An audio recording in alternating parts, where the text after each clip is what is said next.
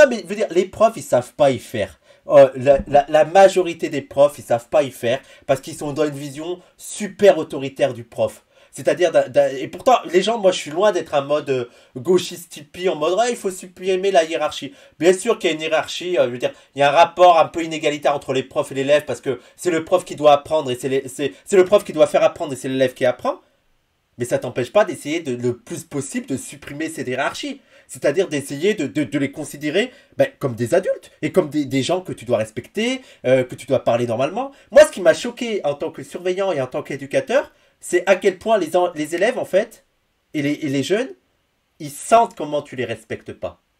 Ils sentent quand tu les respectes pas. Ils sentent quand tu les prends vraiment pour des gens inférieurs. Et je vous jure, hein, je vous jure, je vous dis pas que ça va être parfait. Il y a toujours des, je veux dire comme partout, il y a toujours des embrouilles, il y a toujours des moments où c'est difficile. Mais respecte un ado, respecte un collégien, il va te respecter. Simple, simple. Tu lui parles avec du respect, genre pas comme une merde. Tu vois, tu t'intéresses à ce qu'il dit. Ça, et même le pire, hein, même le pire des ados, tu le respectes, il va te respecter parce il voit quand tu le respectes pas. Donc déjà le problème c'est que chez les profs, mais je pense que toi t'as déjà vu ça, Samir. J'ai l'impression que les profs ils savent pas y faire. Ils sont Oh, vraiment en mode mais grave. l'autorité c'est moi. T'as pas à me contester même quand j'ai tort. Il y a un truc qui me rend fou chez les profs, c'est que quand ils ont tort, ils veulent pas admettre qu'ils ont tort. Mais putain, admettez que vous avez tort. En plus, il veut dire, un élève, moi, il y a plein de fois, moi, en tant que surveillant, en tant qu'assistant pédagogique, quand je donnais des cours et tout, j'ai fait une erreur, toi, je t'ai puni, je t'ai engueulé, je me suis trompé, ah, désolé, je me suis trompé. Et l'élève, il va dire, ah, tu vois, ça leur fait plaisir que tu reconnaisses. Ils vont pas se dire, ah, c'est le moment de le bouffer. Non, il reconnaît qu'il s'est trompé, point. Il y a un rapport égalitaire, voilà, je veux dire, il voit que je suis pas un tyran, tu t'es pas obligé d'être... Kinder, je réagis au Vas-y, com de vas-y, Kinder vas-y. qui dit c'est de la faute de la prof maintenant. Mais j'ai Alors, pas dit ça, j'ai pas non, mais dit. justement, je répète juste à Kinder, tu vois, peut-être t'as pas entendu ce que vient de dire Wissam il y a 2 minutes.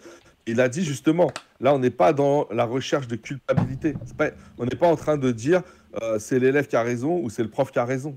Personne n'a raison et personne n'a tort. Ouais. C'est Mais, d'interroger les méthodes pédagogiques, les méthodes éducatives ont ou pas entraîner justement des tensions et des altercations physiques.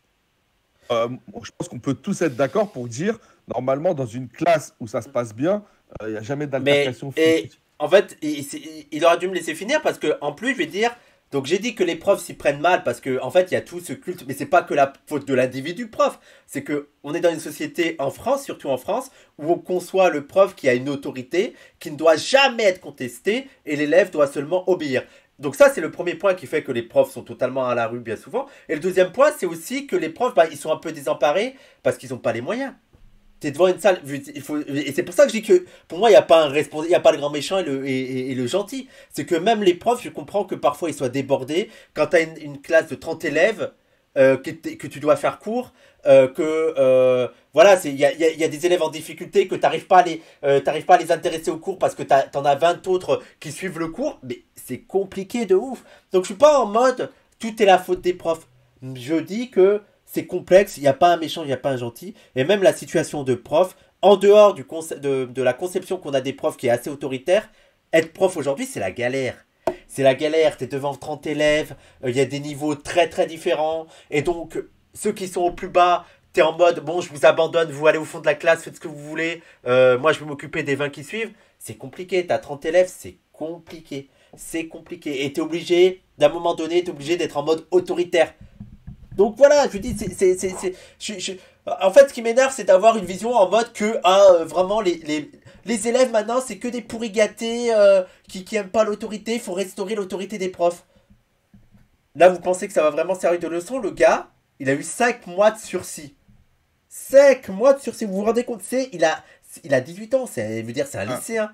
C'est un lycéen. 5 mois de sursis pour avoir fait ça, mais on va où? Et en plus, je veux dire, moi, ce qui me rend fou là-dedans, c'est la meuf qui dit, eh ben dis donc, il a pas été très loquace, hein. Il a pas été très... Mais il est devant un tribunal. Il est devant... Est-ce que vous vous rendez compte? À 18 ans, vous avez fait... Genre, vous êtes au lycée, vous avez fait une connerie au lycée, on vous amène au tribunal devant des juges. Je vous invite à lire notamment les travaux de Pinson-Charlot, qui expliquent en fait qu'ils font une ethnographie des tribunaux et tout. Et qui expliquent voilà, la violence symbolique. Et qui expliquent à quel point c'est violent pour des individus de classe populaire de comparaître devant des tribunaux. Et juste en fait l'architecture. À quel point c'est officiel, à quel point c'est, tu vois, c'est impressionnant un tribunal, tu vois, de par sa structure, de comment c'est construit et tout. Tu vois, ça fait très officiel, ça fait très sérieux, ça fait très bourgeois. Et t'es là, ah ouais, je suis pas dans un environnement où je suis chez moi. Et il y a aussi devant les juges. Tu vois, t'es devant des juges et tout. Donc, bien sûr qu'il est intimidé. Bien sûr qu'il est intimidé, d'autant plus qu'il voit qu'il fait l'actualité. Il fait, je veux dire, tout le monde parle de lui. Mais qui serait en mode confiance devant le tribunal, devant les juges? Arrêtez. Putain, mais... Tu te rends là d'un seul coup, tu sais que tu joues ton avenir, quoi. Bah oui. Les conséquences, elles peuvent être énormes. Juste, je veux dire à Joe le survivant que à l'œil. T'as dit ce que tu voulais lui dire? J'ai pas entendu. Jeter à l'œil. Ah, jeter à l'œil, d'accord. Je me disais, bon, t'as pas dit ce que tu voulais lui dire. Non, non, mais et en plus, quand je vois, par exemple, t'as l'autre débile de Loïc Chéniaud. Donc, Loïc Chéniaud, c'est un... Je sais pas si tu connais, Samir, c'est un marxiste chiant, très sectaire, très à l'ancienne. Genre, tu sais, c'est le gardien du temple. Moi, moi, je suis le seul vrai dernier marxiste. Vous avez rien compris, les bouffons. Vous avez rien compris avec toutes vos dérives. C'est moi qui ai compris vraiment Marx. Marx, c'est mon poteau, j'ai couché avec lui. Donc, je vais vous expliquer ce qu'il a dit. Oh là là, les clous cardiens, ouais, voilà. Et donc, lui, il est en mode, oh, le pauvre petit élève, j'espère que ça va pas être une heure de colle, hein, sinon ça va le traumatiser. En mode, lui, il voulait des sanctions plus vénères. Mais gros, est-ce que t'as compris vraiment comment ça marche l'école? Tu sais, en fait, t'as l'impression que ces gens-là, ils croient que les élèves, ils foutent la merde juste parce ils aiment foutre la merde. Tu vois? Genre, il n'y a pas des raisons pour lesquelles ils foutent la merde en cours. Tu vois? Et ça se dit marxiste. C'est ça le pire là-dedans. C'est ça le pire là-dedans, c'est que la seule raison, la seule explication, elle est psychologique et c'est l'éducation. C'est en fait, c'est des mal élevés. Non mais putain. Mais putain. Je veux dire, les gens, si les élèves qui foutent le plus la merde, c'est souvent les élèves qui sont les plus en difficulté, c'est peut-être qu'il y a un lien. Il y a un lien de cause à effet. Tu vois? Zéro matérialisme dans leur pensée. Zéro matérialisme. Bah c'est ça. Bah, c'est ça. Parce que, en fait, si tu prends leur logique, parce que généralement, les élèves qui foutent le plus la merde, les élèves les plus sanctionnés, c'est souvent les élèves, statistiquement, c'est les élèves de classe populaire. Et donc, si on prend la logique de Loïc Chéniaud, le marxiste, on devrait en conclure que les élèves de classe populaire sont très mal élevés. Donc en fait, les parents de classe populaire, ils font pas leur taf. Tu vois? Ils remplissent pas leur boulot. C'est un problème d'éducation. Tu vois, maintenant on dit même que c'est un problème culturel. Voilà, ouais, ça c'est... Qui aurait certaines cultures, suivez mon regard, qui porteraient en elles les germes de cette violence et de cette agressivité. Voilà, non mais c'est ça. Mais c'est ça, veut dire, mais à quel point, veut dire, tu remets pas en cause... si tu veux traiter, c'est pour ça que c'est difficile de traiter le problème de l'indiscipline à l'école, parce qu'en fait, ça amène à questionner pourquoi ils foutent la merde ces élèves. Moi, il y a juste une chose, allez parler avec les élèves qui foutent la merde en cours.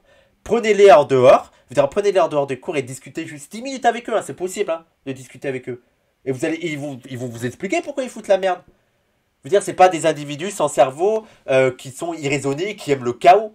Ils vous expliquer pourquoi ils foutent la merde. Alors ils vont l'expliquer avec leurs mots à eux, bien sûr. Genre parce que je m'emmerde en cours, parce que voilà, le prof c'est un connard, le prof. Mais donc, en fait, petit à petit, vous allez comprendre que c'est parce que ils sont en échec scolaire. Ils sont en échec scolaire et donc quand ils sont en cours, ils comprennent rien à ce qui se passe, ils comprennent pas le cours, ils sentent qu'en fait le prof va pas les aider et tout. Donc à un moment donné, tu restes une heure en cours où tu comprends rien. Bah tu vas foutre la merde en cours. Tu vas pas te laisser faire. Tu vas pas te laisser être totalement perdu sans rien faire, derrière à rien faire et à attendre pendant une heure, pendant un an, pendant 5 ans, pendant 10 ans, tu vas rester au fond de la classe à rien faire, à attendre. Et donc en fait, il faudra interroger ça. Et en plus, ça amène aussi à interroger en fait le rôle de l'école. Le rôle de l'école dans nos sociétés. Et ces élèves-là, ils savent l'importance que ça a pris l'école.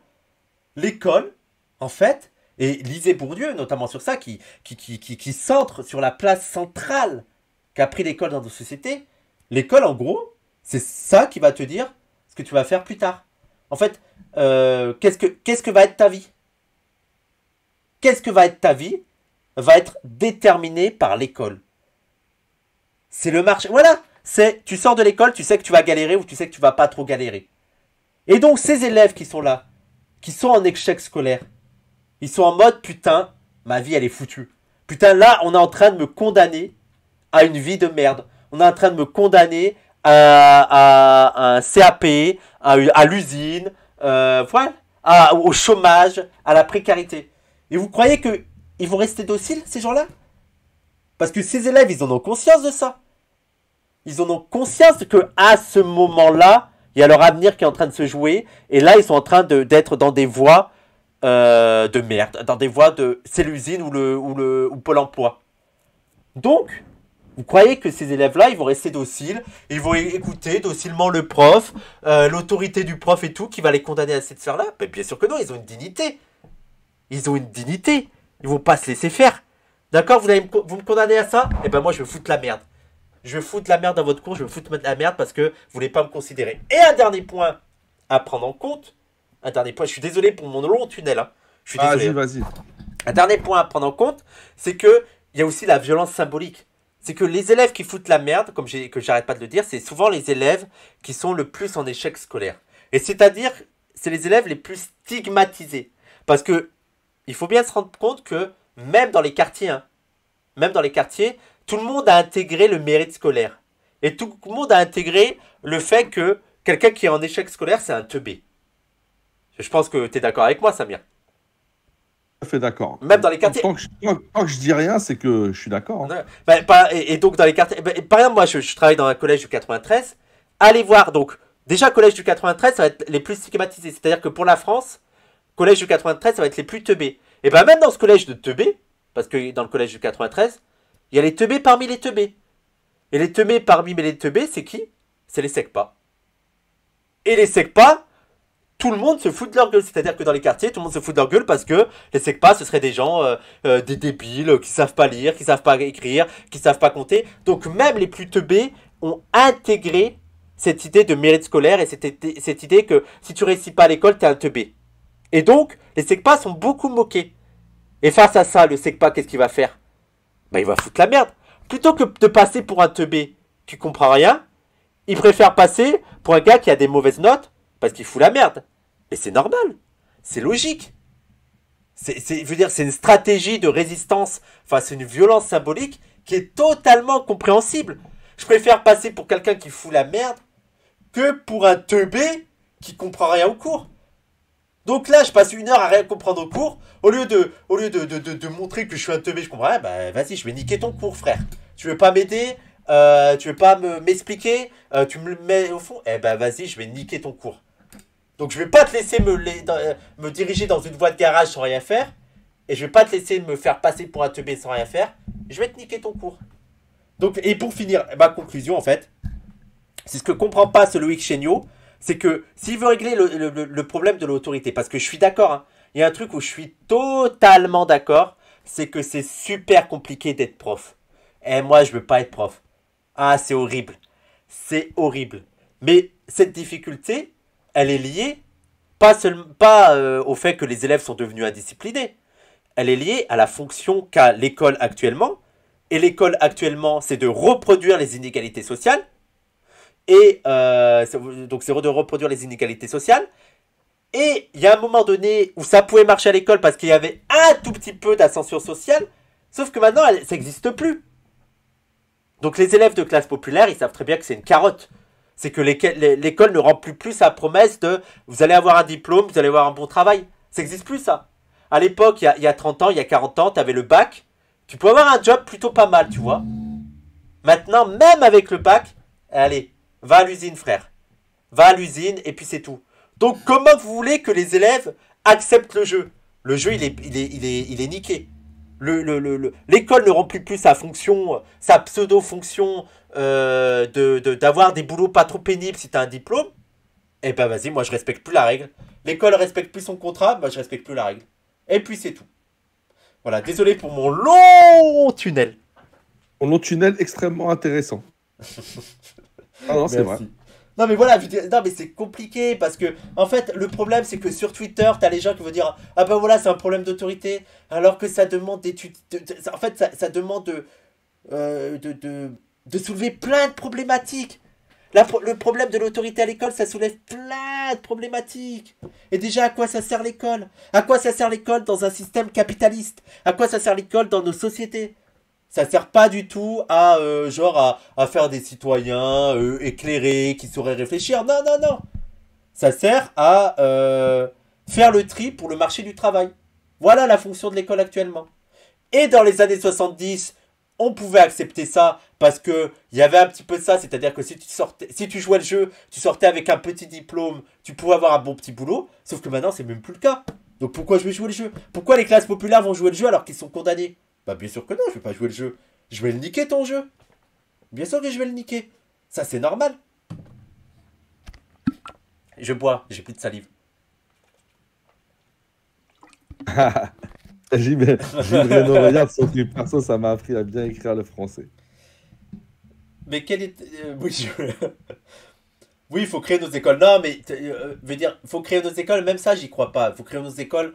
Veut dire, pour moi, le problème de l'école, tu peux pas le régler si tu règles pas le problème du gouvernement en général. C'est pour ça que c'est la critique que je faisais, par exemple, à Fatima Wassak avec son syndicat scolaire, où elle voulait se limiter au cadre scolaire. Et je lui disais, mais grosse, tu te limites au cadre scolaire, tu vas rien régler. Parce que l'école, elle est juste le reflet de la société. Elle est juste le reflet du système dans lequel on vit. Bien sûr. C'est pas en changeant l'école que tu vas changer la société. C'est pas comme ça que ça marche. C'est que tu changes la société, après tu peux changer l'école. Dès que tu as la main sur le gouvernement, tu peux changer l'école. Dès que tu as la main sur les pouvoirs politiques, tu peux changer l'école. Mais c'est pas le contraire qui marche. C'est pas genre, je vais changer l'école de l'intérieur et petit à petit, après, je vais changer le gouvernement. C'est pas comme ça que ça marche. C'est léninisme. Bah oui, bien sûr. Bien sûr. C'est ce que Foucault a toujours dit. Bah oui, mais moi je suis un peu fou. Et j'aime beaucoup les travaux de Foucault. Hein. Et dans ce sens-là, je suis pas un marxiste chiant. Je suis pas Louis Chéniaud. C'est-à-dire que moi, je peux trouver des apports dans des gens qui ne sont pas marxistes et que même des gens considèrent comme anti-marxistes comme Foucault. Pour moi, Foucault, il y a des trucs très très intéressants.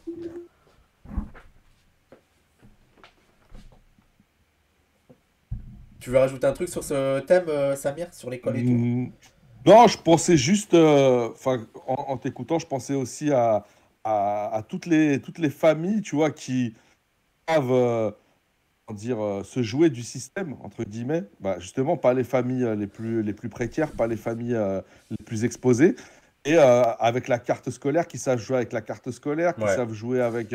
et du coup, bah, ça densifie, justement, dans les collèges Yes. qui ne sont pas justement favorisés par la carte scolaire, ça densifie cette population d'élèves en difficulté et d'élèves fragiles. Bien sûr, bah ouais. Quand tu es prof et que tu te retrouves avec 30-40% d'élèves qui ont ce type de profil, bah, effectivement, j'allais dire, la confrontation, elle est inégale. Si sur 30 élèves, t'en as 10 ou 12 qui sont très, comment dire, décrocheurs, qui sont très, en rupture avec le système scolaire, et c'est juste ingérable. Bah bien sûr. Ingérable. C'est pour ça que je dis que c'est pas forcément que la faute des profs. C'est tout le Non, système en c'est pas fait la qui a faute. repensé. Ah non. Et ils ont pas de moyens les profs. Je dis moi c'est le pire métier être prof. C'est horrible.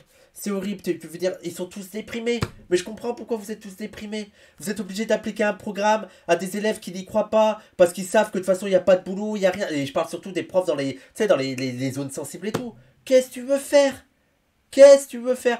Juste pour répondre à Mojo Power, je dis pas qu'il faut pas faire de travaux en attendant la révolution. Bien sûr qu'il faut faire des travaux sur l'école et tout. Mais je dis que faut mener ces travaux en sachant que le gros changement passera par une conquête du pouvoir politique, mais pas par le changement de l'école interne. Mais est-ce que je voulais rajouter les gens, mettez-vous dans la tête d'un élève Allez, on prend Aubervilliers.